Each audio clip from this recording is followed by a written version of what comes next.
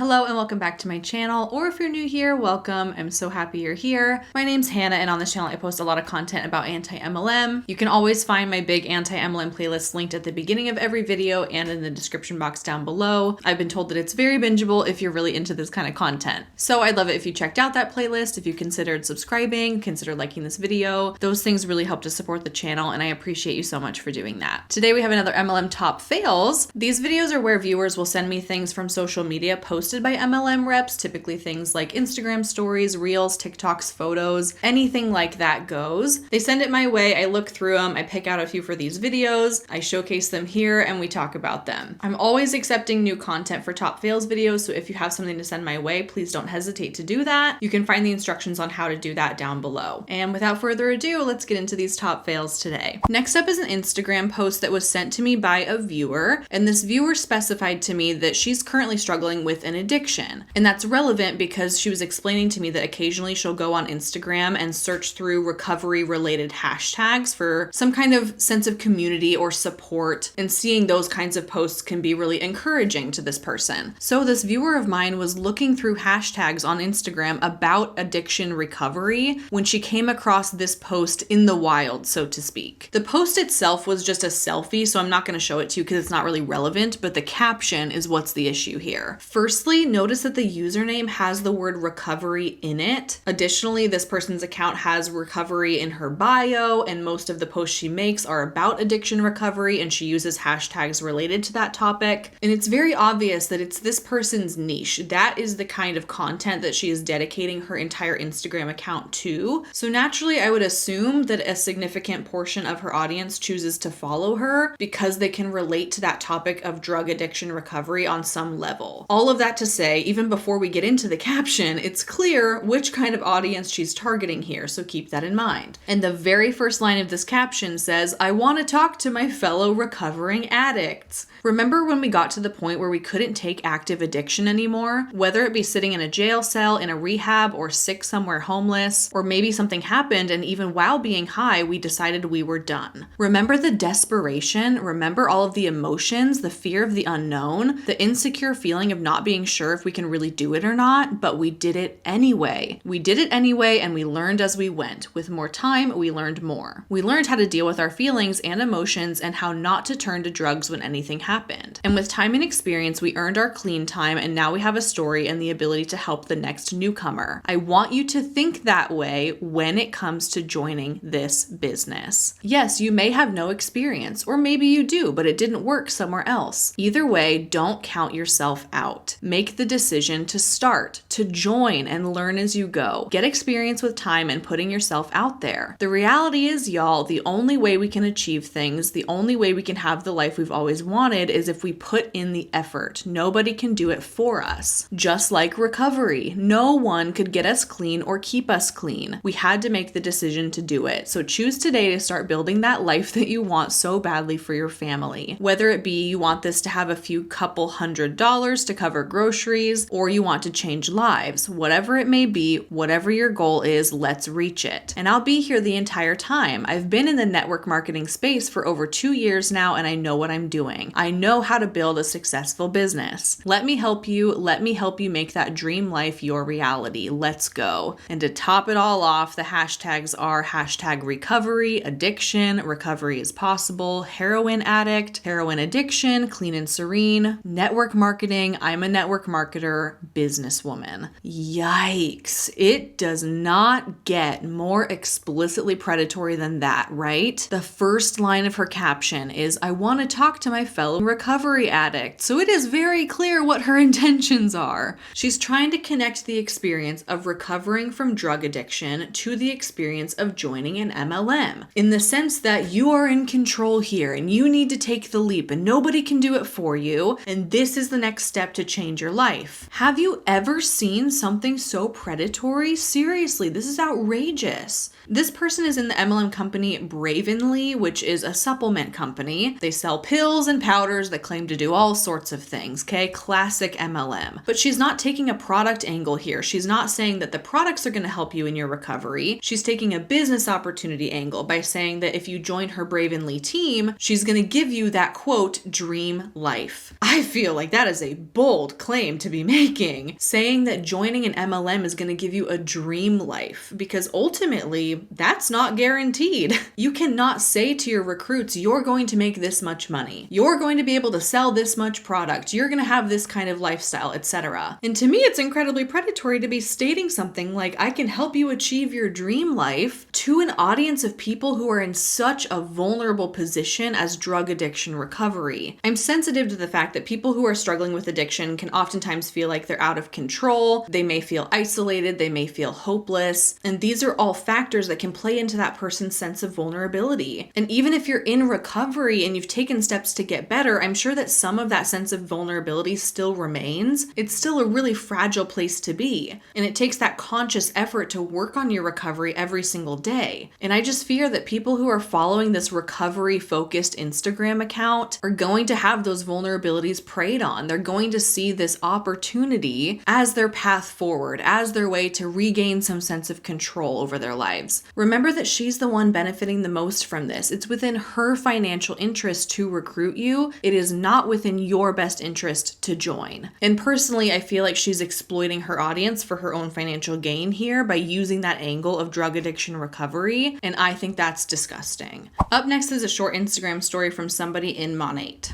Okay, question number 1. Have you ever spent at least $200 on something that you really just did not need? Question number 2. Have you ever made an investment in anything? Third and final question. Do you let fear of the unknown hold you back from doing what you really want to do? Okay, what if I told you you could invest in yourself for just $200? That $200 will start your own business. You can be your own boss, you can earn income, you can earn financial and time freedom, which is what I believe so many people are looking for. You have the potential to grow business as far as your wildest imagination. And that is just with the small investment of $200. Would you consider it at that point? This video almost feels like a parody, like she's acting out what a typical boss babe would say. She's hitting on all of the classic talking points here. Be your own boss, start your own business, financial freedom, time freedom, small investment in yourself. It's honestly been a long time since I've seen somebody regurgitate all of those misconceptions in one place. They're so easy to debunk that I feel like people don't use them as much anymore when they're promoting their MLMs. They're totally cliche at this point. But in the interest of being thorough here, let's go down the list, shall we? Remember that joining an MLM is not starting your own business. It's not your company. It's not your products. You have zero decision-making power. You own nothing. You are in control of nothing. You are a glorified salesperson for someone else's company. And on that note, you're also not your own boss. I suppose in a day-to-day sense, you are in control of yourself and you get to decide when and where and how often you work, but you're not the boss. The company could go under at any time. The company could change its business model or its pay structure at any time that could royally screw you over. And you're under a contract in which you have rules to abide by, and if you don't, you can be terminated. Again, you don't make the rules, you're not in control of anything, you are not your own boss. Next, the ideas of time and financial freedom are fallacies, because more often than not, you're going to be spending way more time to make way less money in your MLM than you would at a typical job. The only way that you truly achieve time and financial freedom is if you can work your way up high enough and you can build a downline large enough that you can make significant money off of them without having to do much yourself. It's kind of like you're either at the top of the pyramid making bank with very little effort, or you're in the bottom 99% working your butt off for very insignificant amounts of money. Statistically, most people are going to fall within that bottom 99%, obviously, so time and financial freedom does not apply to most people in MLMs. And finally, the idea that you're making a small investment in yourself to join an MLM. This is also a fallacy because, first of all, $200 is not really a small investment. Maybe if you compare compare it to starting an actual legitimate business, it is a small investment, but that's not just chump change to most people that they have laying around and are willing to put towards something that they're very unlikely to see any money back from. This particular person is in Monate, where 93% of people who join sit at that very bottom rank and they make less than $200 a year on average, meaning that on average, most people who join Monate are never going to make their $200 investment back. They've essentially spent that money on a product pack to get started, but they're never going to make any more money from it. That's not an investment. That's called a purchase. And she ends the video by asking if you could grow something as far as your wildest imagination with this small investment of $200, would you consider it? Yeah, maybe, if it wasn't an MLM, if it wasn't statistically proven that I'm most likely going to lose money in this business model. I feel like very few people would invest $200 into something if they knew for a fact that there's a 99% chance they're not going to ever see that money again. You might as well rip up those bills and throw them in the garbage can, because that's almost as logical as joining an MLM. Next up is a reel made by a Young Living rep. Is a lifetime supply, though, if you really think about it. Whose lifetime? Mine, yours, theirs. Who's deciding the amount of life that you will be living with the supply? I'm willing to bet if I want a lifetime supply of something, I'm probably consuming quantities that are much higher than I should be, and at a rate that is much faster than is healthy. So who's deciding the lifetime? And this, my friends, is inventory loading. It's always the essential oil huns that seem to have the most severe cases of inventory loading. And this is a term to refer to when MLM reps will purchase way more product than they ever could need or could ever reasonably use. And they're not purchasing it because they need it. They're purchasing it because it's helping them hit some kind of requirement to either remain active in the company or to hit some kind of rank or to maintain a rank. First off, who on God's green earth needs this many oils? And secondly, why are we creating this reel as if it's something to brag about? It would be impossible for me to conclusively tell you how many oils are in this reel, but it's obvious to me that it's within the hundreds somewhere. And my best guess is that this has cost her likely thousands of dollars. There's just no reasonable explanation as to why somebody would have this many oils in their possession, other than they purchased them to fulfill some kind of compensation plan requirement. This isn't even functional. She has them stuffed in drawers. They're on shelves. I mean, look at this. They're all just crammed in there together. There's no way that she has a sense for what oils she has or how many of each there are. She could have 10 of the same exact oil and never even know it, for goodness sake. Like, how is that not wasteful? And also, can you imagine what this woman's house smells like? I had a subscriber who was a former Young Living rep, and she sent me like 5 of her old oils to my P.O. box one time just so I could like get my hands on them, see what they're all about, smell them for myself kind of thing. And let me tell you, I could smell the oils before I even opened my P.O. box. I walked into the hallway of the post office and I knew exactly what was in my P.O. box. I thought to myself, surely one of these oils had to be leaking, okay? Like there has to be a reason why it smells this strong. Nope, they were all perfectly sealed. They were all opened previously, but none of them had leaked in the box. That was just how potent the scent was. And that was with a handful of oils, okay? Can you imagine what a stash of this size would smell like? This woman lives in California and I have a headache all the way over here in Florida. But in all seriousness, this is not a flex. Spending thousands of dollars on oils that you do not need is not impressive to anybody. That's not something to brag about. All this tells us is that you are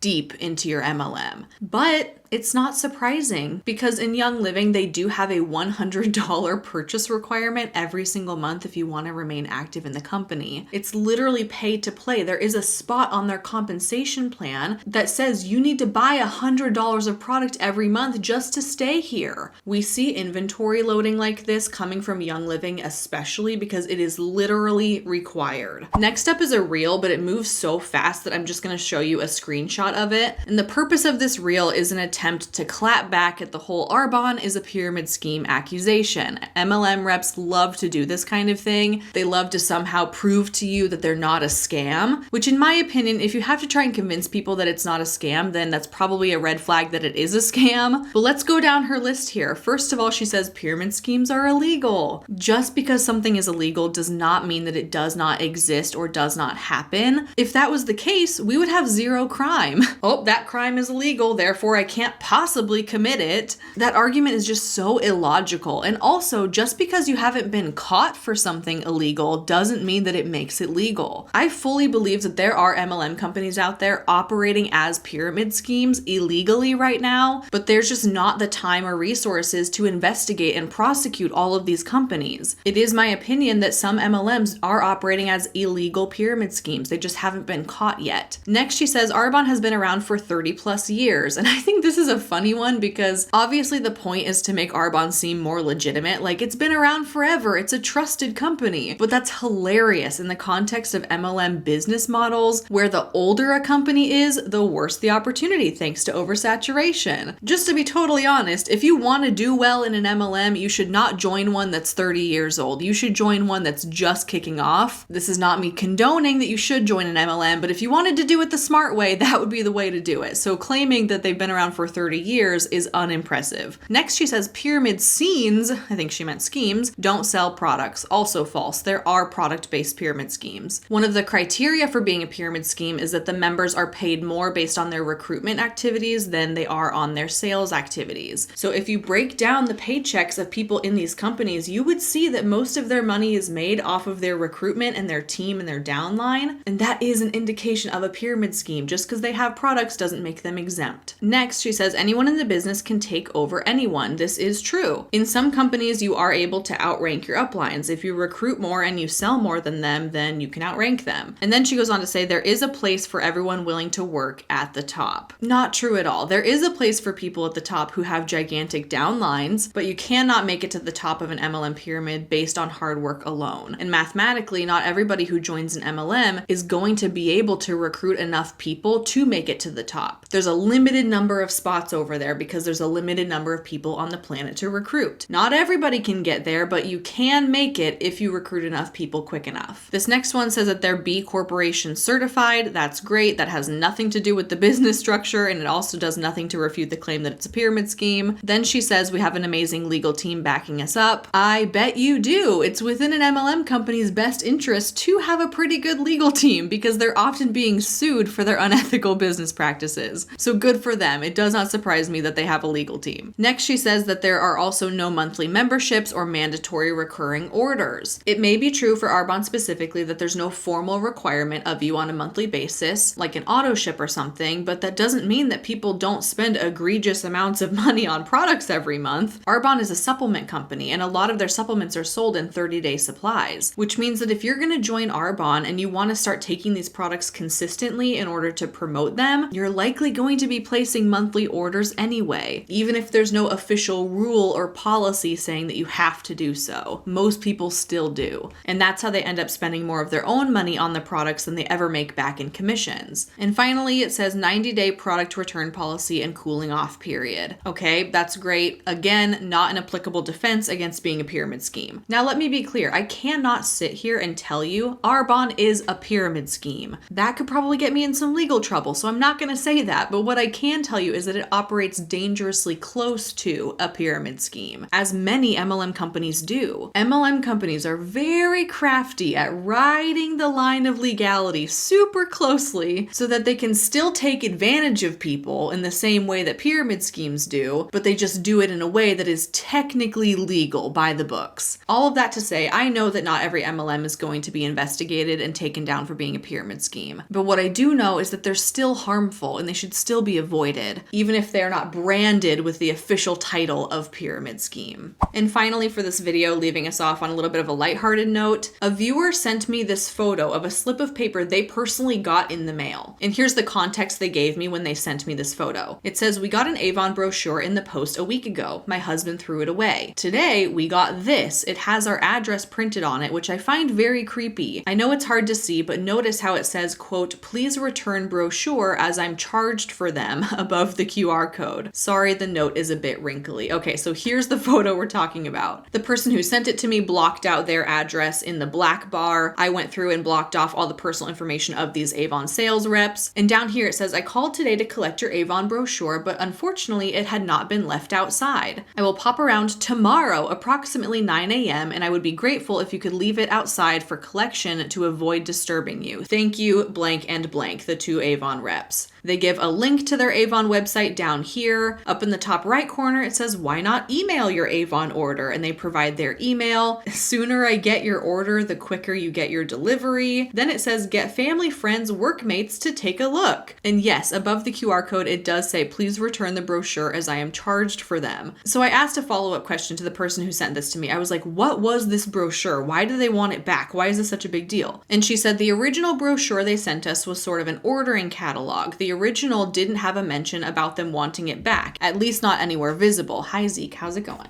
So if I'm not mistaken, it sounds like this Avon couple went around to everybody in the neighborhood and left them an Avon order form and was like, hey, if you want anything, let me know here. I'm gonna come around and collect these later on. But obviously, like most people probably would do, they take one look at it, it goes into the trash. That's what I would do at least anyway, and that's what your husband did in this case. But they don't just leave it be, they come back around again with this slip of paper that says that they were here to collect the brochure, but it wasn't left outside, so leave it for me tomorrow.